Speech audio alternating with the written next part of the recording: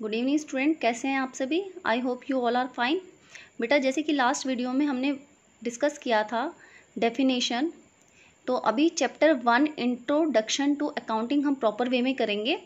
इसके अंदर सबसे पहले हमारे पास डेफिनेशन है, accounting is a systematic process of identifying, measuring, recording, classifying, summarising, interpreting and communicating the financial information to the users. ये लास्ट वीडियो में भी हमने डिस्कस किया था, ठीक है। तो इसके अंदर अब हम स्टेप बाय स्टेप इन सभी स्टेप्स को समझेंगे। सबसे पहले हमारे पास आता है आइडेंटिफिकेशन। बेटे, ये मैंने आपके लिए कुछ नोट्स तैयार किए हैं, आप इनको एज इट इज़ लिख सकते हैं, ठीक है।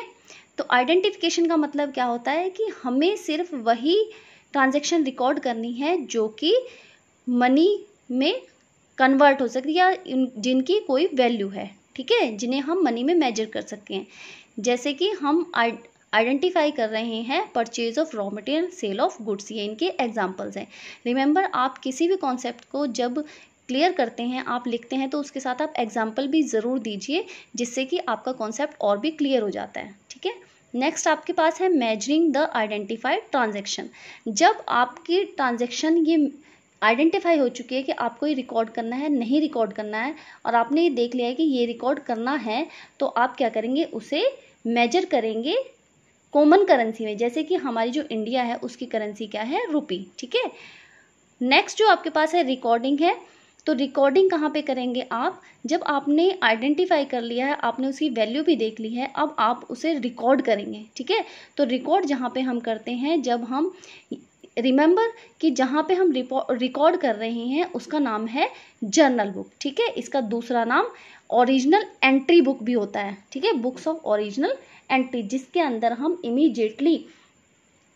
इमीडिएटली जो है अपने ट्रांजैक्शन को रिकॉर्ड कर लेते हैं, ठीक है। तो जो जर्नल होती है हमारी, उसके अंदर हम हर तरह की एंट्री करते हैं, चाहे वो कैश है चाहे क्रेडिट है, हर तरह की एंट्री हम कर लेते हैं। लेकिन इसके साथ साथ जो जर्नल होती है वो एक कॉमन बुक होती है, और वो ऐसे बिजनेसेस में ही यूज़ होती है जहाँ पर बिजनेस के अंदर जो ट्रांजैक्शन है वो ज़्यादा नहीं होती।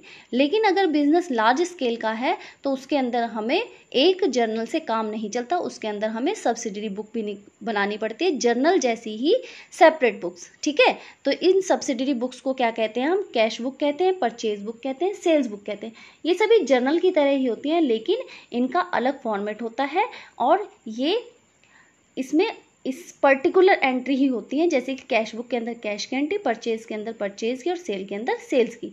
और जर्नल एक रफ रजिस्टर, एक कॉमन रजिस्टर की तरह यूज होता है, जिसके अंदर हर तरह की एंट्री हम कर सकते हैं, ठीक है। तो ये नोट्स भी आप कॉपी कर सकते हैं। क्लासिफिकेशन का मतलब है बेटे, अभी आपने जर्नल में सभी तरह की एंट्रीज कर ली हैं, लेकिन अब आपको क्या करना है कि क्लासिफिकेशन करनी है आपको। जो एंट्री एक जैसे नेचर की, यानी कि कैश की सारी एंट्रीज एक साइड में आप लिखेंगे, परचेज की एक साइड में लिखेंगे। तो जब आप क्लासिफिकेशन करते हैं, तो क्लासिफिकेशन के अंदर आप क्या करते हैं कि एक नेचर की सभी एंट्रीज की आप ग्रुपिंग कर लेते हैं, ठीक है। तो सभी जितनी भी एंट्रीज हैं आपकी, जो कैश की जितनी भी एंट्रीज हैं, वो कैश अकाउंट में जाएंगे।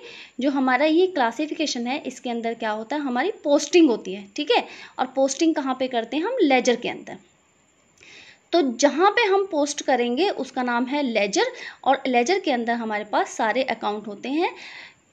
और रिमेंबर, एंट्री के अंदर जो भी नया नाम होता है, सपोज कि सेल्स नाम है, राम नाम है, कैश, मशीनरी, डेटर, क्रेडिटर, चाहे वो कोई भी नेम है, किसी कंपनी का नाम है, किसी पर्सन का नाम है, आपको उस अकाउंट को बनाना पड़ेगा, ठीक है। तो क्लासिफिकेशन क्या है, क्लासिफिकेशन जो है प्रोसेस है ग्रुपिंग ट्रांजैक्शन और entries of one nature eight one place, ठीक है। और उस प्लेस का नाम क्या है, अकाउंट, ठीक है।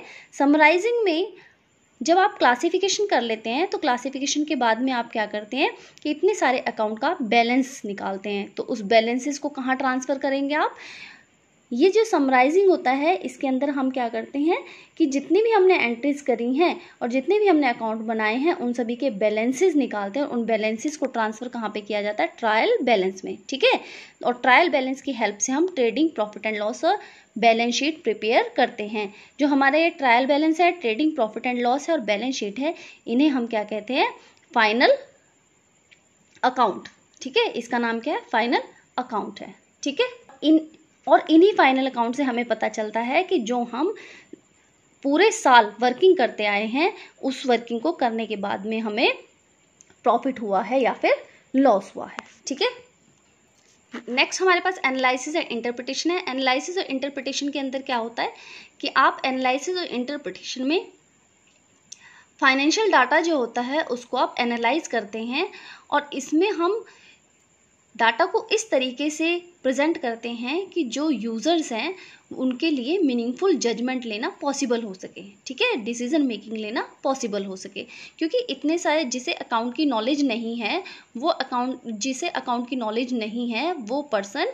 आपके अकाउंट्स को, आपकी जो वर्किंग है उसको समझ नहीं पाएगा। ठीक है, तो उसको समझाने के लिए हमें क्या करना पड़ेगा, इनको थोड़ा सा शॉर्ट करना पड़ेगा, थोड़ा सा इजी वे में प्रेजेंट करना पड़ेगा। जैसे कि अगर हम प्रॉफिट एंड लॉस की एनालिसिस करें तो हमें ये बताना पड़ेगा कि प्रॉफिट जो है वो पिछले साल से 10% इंक्रीज हुआ है या 10% डिक्रीज हुआ है, तो उसके लिए ज़्यादा इजी रहेगा। ठीक है, analysis and interpretation of financial data are carried out so that the users of financial data can make a meaningful judgment of the profit। ठीक है, नेक्स्ट है कम्युनिकेटिंग। कम्युनिकेटिंग मीन्स जो भी आपने डाटा प्रिपेयर किया है, जो भी आपने वर्क किया है, जो इंटरेस्टेड पार्टीज हैं उन सभी को उस डाटा को कम्युनिकेट करना। ठीक है, क्योंकि हमारे जो अकाउंटिंग है उसको, जो हम अकाउंटिंग का वर्क कर रहे हैं उसका पर्पस क्या है कि जो इंटरनल यूजर्स हैं और एक्सटर्नल यूजर्स हैं उन सभी को उनके रेलेवेंट इन्फॉर्मेशन मिल सके। रेलेवेंट का मतलब है जो उनके लिए ज़रूरी है और जिसके ना मिलने से उनका कोई भी डिसीजन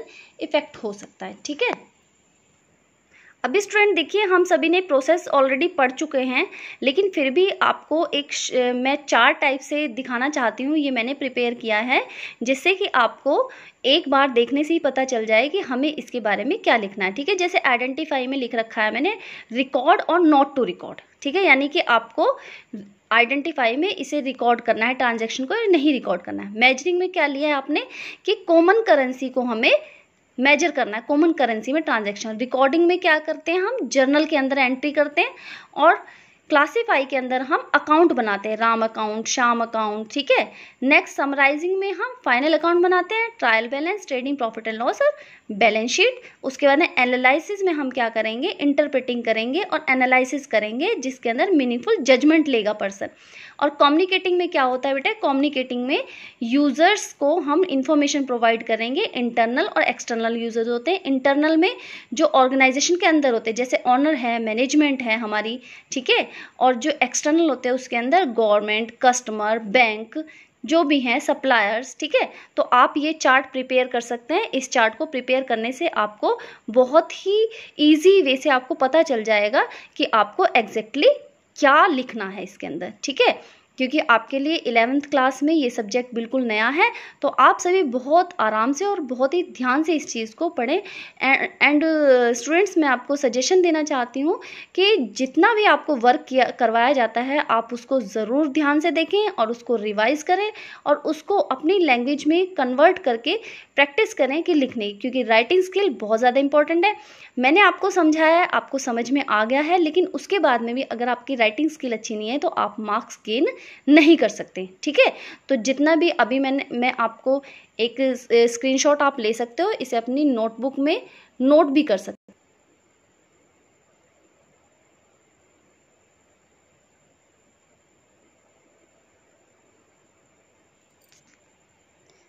सो स्टूडेंट, जो मैं आपको नोट्स ये यहाँ पर दिखा रही हूँ, आप सभी स्टूडेंट इसे अपनी फेयर कॉपी में नोट कर सकते हैं। ठीक है, तो आई होप आप सभी को ये वीडियो पसंद आई होगी, तो आप इसे लाइक करिए, शेयर करिए और कमेंट करिए। ठीक है, और सब्सक्राइब ज़रूर करिए। सब्सक्राइब करने से आपको क्या फ़ायदा होगा कि आपको जो भी नई वीडियो आएगी उसका नोटिफिकेशन मिल जाएगा। ठीक है, थैंक यू सो मच।